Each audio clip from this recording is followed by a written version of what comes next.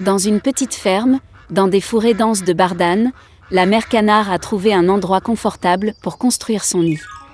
Elle a attendu que les poussins éclosent. Un matin ensoleillé, les coquilles d'œufs crépitaient et de minuscules canetons pelucheux étaient nés. Il ne restait qu'un seul œuf, le plus gros qui ne voulait pas se fissurer. Le canard a commencé à s'inquiéter que quelque chose n'allait pas avec lui.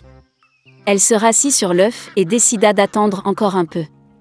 La maman canard a donné toute la chaleur qu'elle pouvait. Elle pensait que cette nana devait être la plus belle, puisqu'elle l'incubait depuis si longtemps.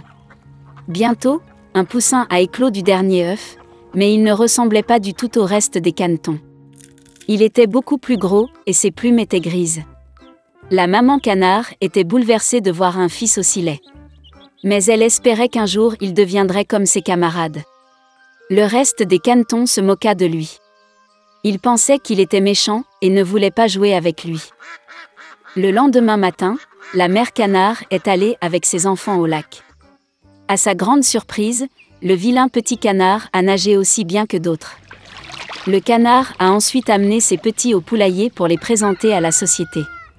Elle a parlé aux canetons des règles de comportement avec les habitants locaux. Le canard a présenté sa couvée au plus noble Drac gras, mais il a attaqué le vilain petit canard, et elle a été forcée de protéger son poussin raté.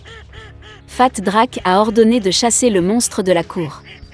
Mère a assuré qu'il grandirait et deviendrait comme les autres canetons. Incapable de résister aux brimades et à l'humiliation, le vilain petit canard a quitté le poulailler. À la recherche d'un endroit plus sûr, il est tombé sur un magnifique lac, sur lequel il n'y avait personne. Et le canard a décidé de rester ici pour vivre. Le temps a passé. Malgré sa solitude, le vilain petit canard était heureux que personne ne l'offense. Et puis un jour, un bel oiseau blanc avec un long cou s'est envolé vers son lac. Le vilain petit canard ne savait pas de quel genre d'oiseau il s'agissait, mais il le regarda avec admiration. Il l'aimait de tout son cœur. Comme un canard aimerait être comme ce bel oiseau blanc. L'hiver est arrivé, et il a commencé à neiger. Le vilain petit canard a vu de la neige blanche pour la première fois. Il était ravi de ce spectacle.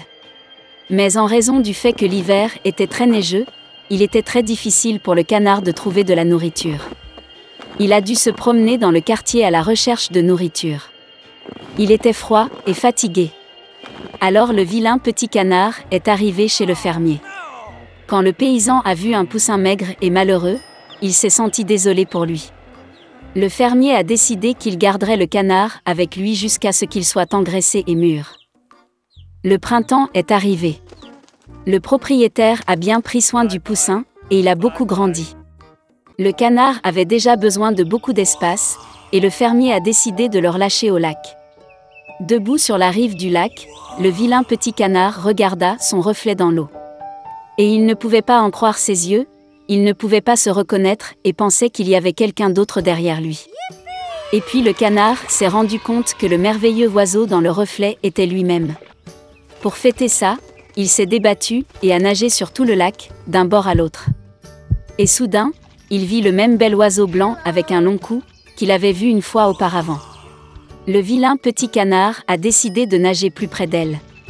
Mais le bel oiseau n'avait pas peur, mais au contraire, elle a souri et a fait un clin d'œil, et ensemble ils ont nagé à travers le lac. Le vilain petit canard ne pouvait pas croire à son bonheur. En passant, un gros drac au bord du lac a dit qu'il n'avait jamais vu un si beau jeune cygne de sa vie. Quelle a été sa surprise quand il a découvert que le vilain petit canard qu'il avait jadis chassé du poulailler était un beau cygne. Il s'avère que le vilain petit canard était un cygne dès le début, un œuf est tombé accidentellement dans un nid de canard. Et quand le beau jeune cygne est rentré à la maison, tout le monde dans la cour de volaille a eu très honte de l'avoir offensé une fois à cause de son apparence. Il y a longtemps, un meunier gardait un âne. Pendant de nombreuses années, l'âne a travaillé dur et a été une aide indispensable pour le meunier. Mais les années passèrent et l'âne devint vieux et faible. Il ne pouvait plus travailler au moulin et le propriétaire n'avait pas les moyens de nourrir l'animal. Alors, après une petite réflexion, le meunier a emmené l'âne dans le champ et l'a laissé. L'âne a trébuché sur place pendant un long moment, ne sachant que faire. Soudain, il décida d'aller dans la glorieuse ville de Brême pour devenir musicien de rue et gagner sa vie en jouant de la guitare. La route de la ville emmena l'âne dans la forêt. Pendant longtemps, il s'est frayé un chemin à travers les arbres jusqu'à ce qu'il rencontre un chien triste allongé sur l'herbe. Elle avait parcouru un long chemin, et maintenant elle tombait épuisée par la route. L'âne a salué le chien et lui a demandé pourquoi elle était triste. Ensuite, le chien a dit qu'il était un grand chasseur et que pas une seule proie ne pouvait s'échapper. Mais maintenant, il a vieilli et ne peut plus chasser le gibier. Par conséquent, le propriétaire l'a chassé. L'âne réfléchit un peu, puis dit au chien qu'il envisageait de devenir musicien de rue. Soudain, le chien sauta et aboya joyeusement. Il s'est avéré qu'il sait chanter et joue bien de la batterie, et ne craint donc pas de garder la compagnie des ânes. Sur cela est décidé. Maintenant, l'âne n'est pas allé seul à Brême. Ils ont traversé la forêt ensemble et chacun a chanté à sa manière du mieux qu'il pouvait. Et puis, ils ont rencontré un chat sur la route. Il était si triste que les nouveaux amis ne pouvaient pas passer. Ils ont commencé à demander au chat pourquoi il était si malheureux. Il s'est avéré que la méchante maîtresse avait chassé le chat de la maison, car il était vieux et ne pouvait plus attraper de souris. Ensuite, l'âne s'est entretenu avec le chien, et ils ont décidé de faire entrer le chat dans le groupe en tant que violoniste.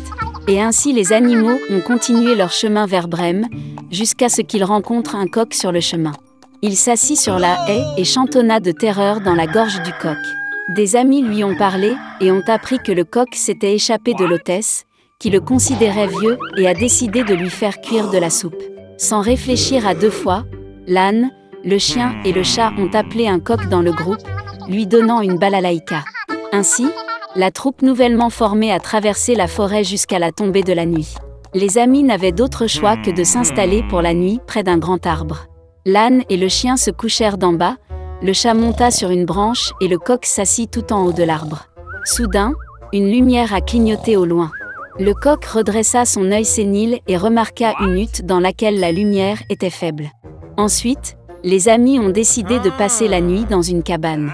Mais quand ils se sont dirigés vers la hutte et ont regardé par la fenêtre, ils ont vu 4 voleurs là-bas, célébrant un autre vol réussi. Déjà assez affamés, les musiciens ont décidé de chasser les bandits de leur antre. Et maintenant, un plan a mûri dans l'esprit des amis. L'âne est tombé sur le rebord de la fenêtre, le chien s'est assis sur l'âne, le chat sur le chien, et un coq s'est avéré être au sommet de la pyramide. Puis l'âne s'est mis à crier, le chien a aboyé, le chat a miaulé et le coq a chanté. Effrayés par l'apparition soudaine du monstre, les voleurs ont couru hors de la hutte de peur. Et des amis se sont installés joyeusement dans la cabane. Ils mangèrent la nourriture des voleurs et se couchèrent tranquillement. Cependant, les bandits ne voulaient pas supporter le fait que leur repère ait été repris. Et puis, ils ont envoyé l'un des voleurs enquêter. Sous le couvert de la nuit, il entra dans la cabane, mais dans l'obscurité, il ne remarqua pas le chat et marcha dessus. Le chat griffa la jambe du bandit de rage. Le chien s'est mordu la main, le coq a picoré dans la tête et l'âne lui a donné un coup de pied du sabot de toutes ses forces dans les yeux. Ainsi, le bandit a couru hors de la hutte avec horreur et a dit au reste des voleurs que de terribles géants s'étaient installés dans leur repère, de qui il valait mieux rester à l'écart. À partir de ce moment, personne ne dérangea les amis de la maison forestière. Ils ont vécu dans la paix et l'harmonie et se sont appelés les musiciens de la ville de Brême.